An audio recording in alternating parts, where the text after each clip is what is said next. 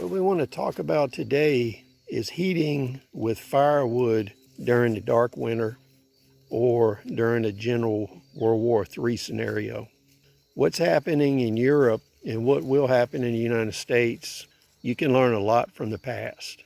I had a year where I didn't have enough money to replace the HVAC unit on my house. And that also turned out to be the year we had a record cold winter. I burnt 7.5 cords of wood that winter. When you're heating your house in a grid down or limited energy situation, what you would want to do is have some kind of portable electric heater that you can run off of the power in addition to your wood heat. One reason for this is you can use it for supplemental heating and move it around the house. You can just unplug it and move it. So when you have electricity, you can use that supplemental heater rather than an HVAC unit. The other thing is you can heat the area when you have to clean your stove out. When I heated my whole house and it was 9 below zero, I had to clean my stove out every 2 days. So you would have to let the stove burn down to the point it was cool enough that you could shovel the ashes out and separate the coals. That's something nobody ever talks about that I've seen on the internet. So you want the driest wood possible. But what I learned that winter was it's extremely hard to find supplemental wood late in the heating season. So if you run out of wood, you're going to have a rough time. So one way to conserve resources is at night when it's the coldest, you burn your best wood. So what you would want to do is your best wood is usually your driest hardwood and dead hardwood that you can harvest and has a very short drying time. You would burn this at night when you need maximum heat. You can get a lot more BTUs out of a wood stove or a fireplace with hardwood than you can softwood. So what you would do is segregate your firewood supply. Burn your hardwood at night and burn softwood during the day. If you don't have enough wood to do that and you have to start using trash wood, you would burn the trash wood during the day. Trash wood comes in many varieties. People are going to be scrounging for pallets. I've burned a lot of pallet wood.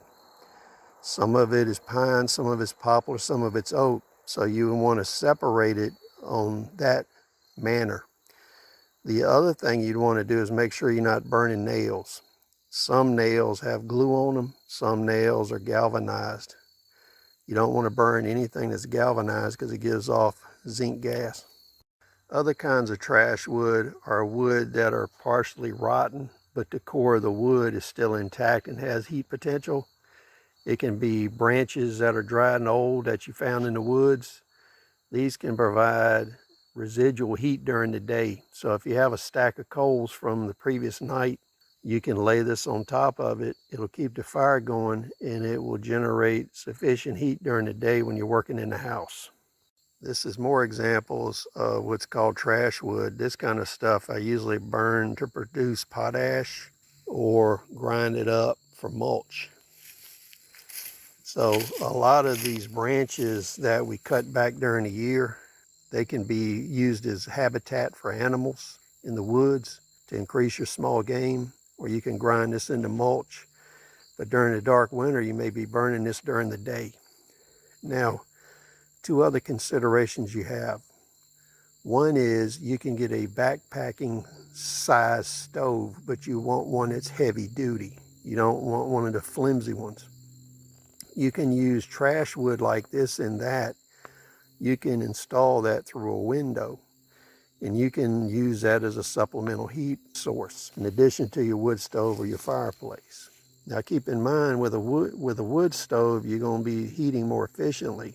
So with a wood stove, you'll burn 1/3 to 1/4 of the wood you would with a fireplace. In a lot of trapping cabins I've seen, what they would do is have a fireplace or a large wood stove in one end, and they'd have a small backpacker type or military surplus tent heater stove in the other side of the cabin. That way it knocks down the incoming air from the door area with the small stove. One of your biggest concerns that's going to dictate how much wood you need is going to be how much of your house you heat. In the scenario I was in, I had electric power, but I didn't have HVAC. So I wanted to keep all the water and electrical stuff running in the house.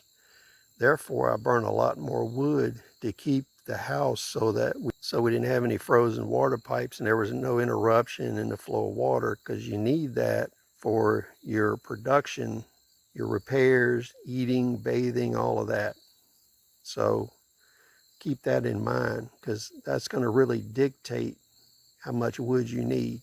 If you don't have much wood and you can't maintain your water supply, make sure you drain it. Then what you would want to do is put curtains or blankets up and just heat a small area of the house. So just a few thoughts and ramblings for the dark winter. Please share your thoughts. We'll see you on the next video.